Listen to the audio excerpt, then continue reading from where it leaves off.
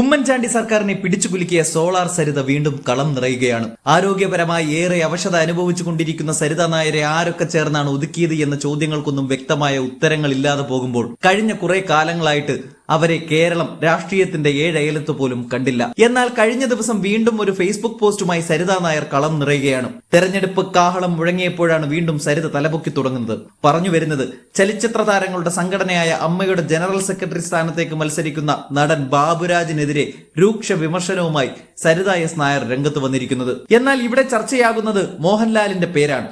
ബാബുരാജ് ഒരു ചതിയനാണെന്നും അമ്മയുടെ general secretary സ്ഥാനത്ത് യോഗ്യനല്ലെന്നും സരിത നായർ ആരോപിച്ചിരുന്നു. സരിത തന്റെ ഫേസ്ബുക്ക് പോസ്റ്റിലൂടെയാണ് ഈ ആരോപണങ്ങൾ ഉന്നയിച്ചത്. തന്റെ ചികിത്സാ സഹായത്തിനായി നടൻ മോഹൻലാൽ നൽകിയ പണം ബാബുരാജ് വകമാറ്റി സ്വന്തം കേരള ഫിനാൻഷ്യൽ കോർപ്പറേഷൻ ലോൺ കുടിശ്ശിക തീർത്ത് ജപ്തി ഒഴിവാക്കി എന്നാണ് സരിതയുടെ പ്രധാന ആരോപണം. ഇതിനോട് ബാബുരാജ് പ്രതികരിച്ചിട്ടില്ല. മോഹൻലാലും വിവാദത്തിൽ മൗനം പാലിക്കുകയാണ്. മോഹൻലാലിന് സരിതയെ അറിയാമെന്ന വസ്തുത നേരത്തെയും മാധ്യമങ്ങളിൽ ചർച്ചയായിട്ടുണ്ട്. ഇതിന് പിന്നിലെ കാരണം സരിത തന്നെ പറയുകയും ചെയ്തിട്ടുണ്ട്. മോഹൻലാൽ ടീം സോളാറിന്റെ ഒരു കസ്റ്റമർ മാത്രമായിരുന്നു എന്നാണ് സരിത വിശദീകരിച്ചത്. മോഹൻലാലിന്റെ കൊച്ചിയിലെ വീട്ടിൽ സോളാർ പാനൽ സ്ഥാപിക്കുന്നതിനാണ് അദ്ദേഹത്തെ ബന്ധപ്പെട്ടത്. 6 തവണ ഫോണിലൂടെയും ബന്ധപ്പെട്ടിട്ടുണ്ട് എന്ന് സരിത നായർ പറയുന്നു. പല തവണ വിളിച്ചതിനാൽ തന്റെ ഫോൺ കോളുകളുടെ ലിസ്റ്റിൽ മോഹൻലാലിന്റെ നമ്പർ കൂടി പെടുകയായിരുന്നു. ഇതിന്റെ അടിസ്ഥാനത്തിൽ അന്വേഷണ ഉദ്യോഗസ്ഥർ ചോദ്യം ചെയ്തപ്പോൾ അത് സംബന്ധിച്ച കാര്യങ്ങളാണ് കത്തിൽ രേഖപ്പെടുത്തിയിരിക്കുന്നത്. ഒരു മാധ്യമത്തിൽ വന്ന വാർത്തയെ സംബന്ധിച്ചായിരുന്നു അന്വേഷണ ഉദ്യോഗസ്ഥരുടെ ചോദ്യം. അക്കാര്യം അതേപടി എഴുതുകയായിരുന്നു എന്നും സരിതയുടെ വിശദീകരണം നേരത്തെ ചർച്ചയായിരുന്നു. 2015 ഈ വിശദീകരണം. അന്ന് പുറത്തു വന്ന കത്തിലെ കുറിപ്പിൽ ചോദ്യം ചെയ്യലിന്റെ രീതി പ്രകടമല്ലായിരുന്നു. സ്വയം എഴുതിയ ഒരു വിശദീകരണ കുറിപ്പാണെന്നാണ് ഒറ്റ നോട്ടത്തിൽ തോന്നുക. വാർത്താ സമ്മേളനത്തിനിടെ മാധ്യമപ്രവർത്തകർ കത്ത് പകർത്തിയപ്പോഴായിരുന്നു 2015 ഈ വിവാദവും ഉയർന്നത്. എന്തായാലും താരസംഘടനയുടെ തെരഞ്ഞെടുപ്പിന്റെ യഥാർത്ഥ ചിത്രം ഇന്ന് പുറത്തു വരാനിരിക്കെയാണ് സരിത നായരുടെ ഫേസ്ബുക്ക് പോസ്റ്റ് വീണ്ടും വരുന്നത്. അതിന്റെ പൂർണ്ണരൂപം ഇങ്ങനെയാണ്. സിനിമാ താരങ്ങളുടെ അമ്മ എന്ന സംഘടനയുടെ ജനറൽ സെക്രട്ടറി സ്ഥാനത്തേക്കുള്ള തെരഞ്ഞെടുപ്പ് നടക്കുകയാണല്ലോ. അതിൽ എനിക്കെന്താ റോള് എന്നായിരിക്കും ഇപ്പോൾ ചോദ്യം വരുന്നതെന്നറിയാം. ആ സംഘടനയിൽ എനിക്ക് യാതൊരു റോളുമില്ല. ഞാനൊരു സിനിമ പ്രേക്ഷക മാത്രമാണ്.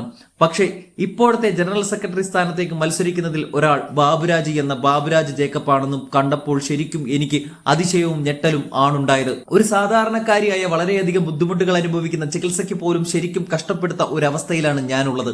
ജനറൽ സെക്രട്ടറി സ്ഥാനത്തേക്ക് മത്സരിക്കുന്ന ഒരാൾ ചതിയൻ ബാബുരാജ് ആണല്ലോ എന്നതുകൊണ്ട് മാത്രമാണ് ഇനി അതേപറ്റി പറയാതിരിക്കാനാകില്ല എന്ന് തോന്നിപ്പോയത്. 2018 അതായത് എനിക്ക് അസുഖങ്ങളുടെ പ്രാരംഭഘട്ടത്തിൽ നല്ലൊരു ചികിത്സ ചെയ്തിരുന്നുവെങ്കിൽ ഒരുപക്ഷെ ഇത്രത്തോളം ബുദ്ധിമുട്ട് ആയി പോകില്ലായിരുന്നു. 2018 എന്റെ ചികിത്സയ്ക്കായി ശ്രീ മോഹൻലാൽ ബാബുരാജിനെ പണമേൽപ്പിച്ചു.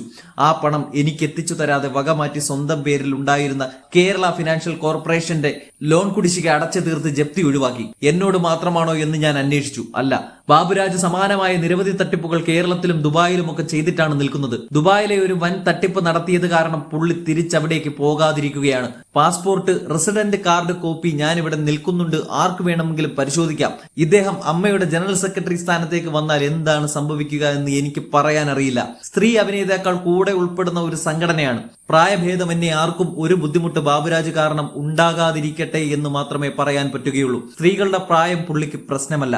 ഒരു സാധാരണക്കാരിയായ സ്ത്രീക്ക് ലഭിക്കുന്ന ചികിത്സാ സഹായം പോലും ചതിയിലൂടെ സ്വന്തമാക്കിയെടുത്ത് സ്വന്തം കാര്യം മാത്രം ക്ലിയർ ആക്കുന്ന ഒരാളാണോ അമ്മ പോലെ ഒരു സംഘടനയുടെ തലപ്പത്ത് വരേണ്ടത്?